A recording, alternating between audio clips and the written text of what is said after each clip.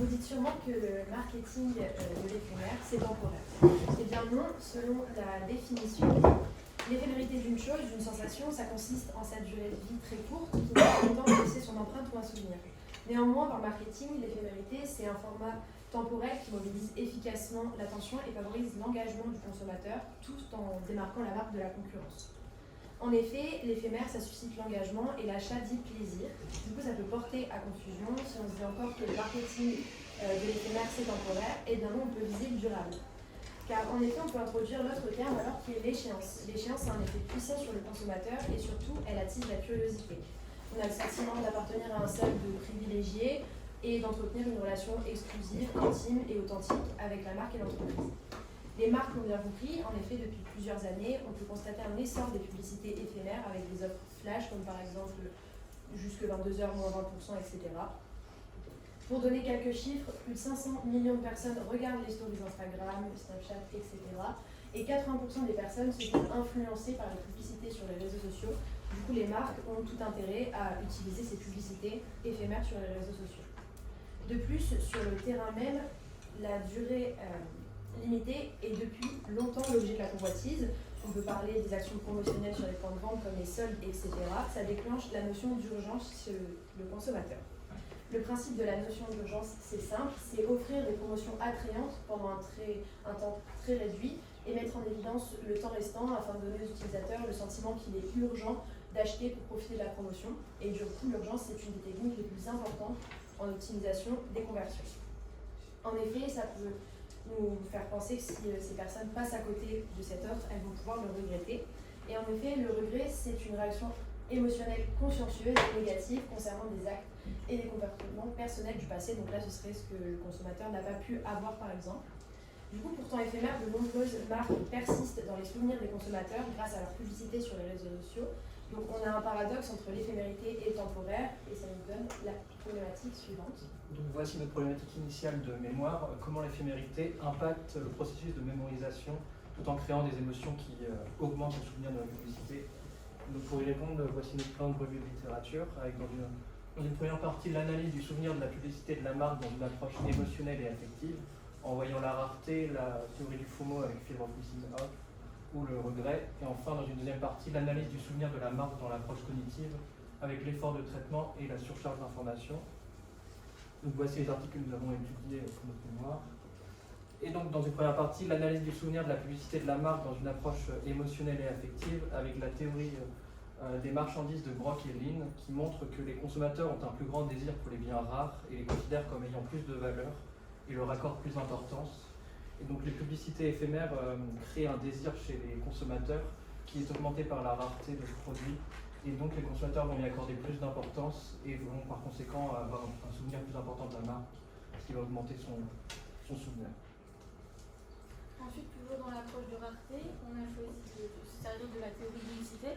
Donc la théorie d'unicité, c'est la volonté, le besoin chez un individu de se sentir unique et différent des autres. Et donc, face à l'exposition d'un bien rare, l'individu va pouvoir l'acheter pour se sentir unique. Ensuite, dans la partie la peur de manquer quelque chose, le fear of missing out, on a la théorie du besoin d'appartenance et des états d'esprit. Donc cette théorie, elle montre qu'en fait, la peur de manquer des informations additionnées aux besoins d'appartenance des individus, ça les pousse à interagir beaucoup plus sur les réseaux sociaux. De cette manière, les personnes trouvent un plaisir, qui viennent dans une attitude positive face aux publicités éphémères qu'elles voient sur les réseaux, donc plus d'interaction, plus de partage, plus de likes, donc attitude positive pour les marques.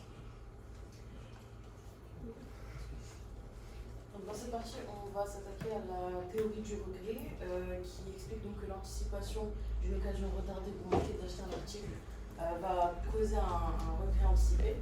La perception d'une disponibilité rare va conduire les consommateurs à évaluer intensivement les gains anticipés et l'éphémérité semble provoquer plus de pertes anticipées en cas de non-achat. Le regret anticipé a donc un impact sur les achats car il va renforcer ce sentiment d'urgence qui est ajouté donc à la peur de manquer quelque chose du visiteur. Il est donc concevable qu'en raison de leur caractère éphémère, les publicités peuvent déclencher des ventes à brève échéance. Ensuite, donc, dans notre deuxième partie, qui est l'analyse du souvenir de la marque dans l'approche cognitive cette fois, on a dans une première sous-partie l'effort de traitement. Donc qu'est-ce que c'est? Alors ça vient d'une théorie qui a étudié comment l'éphémérité en fait, génère un plus grand effort de traitement au moment de la mémorisation de l'information quand ça vient à nous. Donc le modèle conceptuel montre que voilà, par rapport au non éphémère, on fait plus d'efforts, donc on s'en souvient mieux. On se souvient de la publicité. Donc ici, on va parler de l'effet de la surcharge d'information avec la théorie des limites du FOMO. Donc le fait d'aller sur les réseaux sociaux émane d'un besoin d'appartenance, un besoin qui est donc comblé par l'interaction qu'on peut avoir sur ces réseaux sociaux. Ainsi, l'interaction va amener des émotions positives et plus une personne va être dans un bon état d'esprit et plus elle va être amenée à interagir sur les réseaux et donc elle aura plus de publicités qui vont apparaître aux oreilles. Cependant, l'interaction sur les réseaux vient également d'une peur de manquer l'information puisque certaines informations sont donc éphémères. Et de ce fait, nous avons une surcharge d'informations qui vient à nous et qui conduit à des émotions négatives. Ces émotions négatives vont nous conduire à une baisse d'engagement et d'intérêt envers l'information présente. Et du coup, grâce à l'analyse de tous ces articles, on a pu repérer quelques research gaps, c'est-à-dire les limites. Les principales, on a notamment l'article 1 avec l'option neutre qui est souvent choisie, c'est-à-dire quand on a trop d'informations ou quand on hésite, quand on a la peur de manquer d'informations, on préfère ne rien faire pour ne pas regretter d'avoir acheté ou regretter d'acheter. Et est-ce que tu peux laisser ça?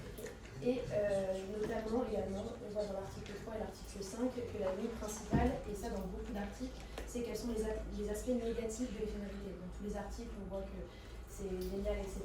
Mais on ne sait pas l'effet que ça peut avoir sur le comportement si par exemple il y a trop d'informations. Donc après ces différentes recherches et ces analyses, on a défini une problématique de mémoire finale. Dans quelle mesure la fréquence d'exposition à une publicité éphémère d'une marque influence d'un côté le sentiment d'aversion au risque et d'un autre côté la surcharge d'informations et in fine le souvenir de la publicité. Donc voici notre modèle conceptuel. Donc pour l'expliquer un peu, en partant de la fréquence d'exposition, si elle est élevée, elle va provoquer chez l'individu des sentiments comme le FOMO, le regret ou la rareté, ce qui va ensuite augmenter la valeur perçue et in fine le souvenir de la publicité. Et ensuite, au contraire, si la fréquence d'exposition aux publicités éphémères est faible, ça va engendrer une surcharge d'information. Et donc ça va baisser la valeur perçue aux yeux du consommateur et donc le souvenir de la publicité. On a donc réalisé un guide d'entretien sur le sujet de l'impact des publicités éphémères sur le souvenir de la publicité de la marque. On a divisé donc en deux thèmes. Le premier, c'est donc le sentiment vers la publicité éphémère avec le FOMO, le regret et la rareté. L'intérêt de l'individu varie en fonction du ciblage de la publicité. Mieux elle est ciblée et plus il est intéressé. Et donc dans le deuxième thème, l'impact d'une publicité éphémère sur la valeur de la marque et le souvenir de la publicité. Donc on a reçu donc plusieurs réponses qui étaient assez similaires, ce qui vient confirmer notre modèle conceptuel. Donc pour résumer le premier thème, l'intérêt de l'individu varie en fonction du ciblage de la publicité, donc je vais essayer de plus intéressé. Et dans le deuxième thème, la surcharge d'information va causer un désintérêt face à la publicité chez les individus. Et du coup, pour notre analyse du contenu, ce qui en ressort vraiment le plus, c'est que déjà la répétition de publicité éphémère, si elle est beaucoup trop élevée, ça provoque énormément l'agacement et un désintérêt total. Donc c'est ce qui se rapproche de notre théorie de la surcharge d'information. Donc c'est quelque chose de négatif que les marques doivent vraiment surveiller. Le deuxième thème qui ressort bien aussi, c'est que l'impact d'une publicité éphémère a un réel impact sur nos comportements d'achat. En positif si c'est bien fait, en négatif si c'est mal fait, comme on l'a vu. Donc ça, c'est ce qui s'approche de la théorie des marchandises. Tu vas essayer. Et ensuite, c'est des thèmes que voilà, le passage à côté d'une offre éphémère, ça provoque le regret. Ça, c'est quelque chose qui ressortait aussi, que les personnes, voilà, c'est ce qui va dans la théorie du FOMO et du regret. Vraiment, elles peuvent regretter d'être passées à côté de quelque chose. Et enfin, l'éphémérité, donc c'est ce qu'on disait, ça doit vraiment rester crédible au risque de décrédibiliser la marque et que le consommateur va s'en détourner finalement, ce qui n'est pas du tout l'effet voulu. Donc voilà pour l'analyse de contenu. Merci. Et du coup, on reste sur notre modèle conceptuel qui a été confirmé par nos interviews, avec voilà, toujours bien doser la fréquence d'exposition pour arriver au résultat du souvenir de la publicité.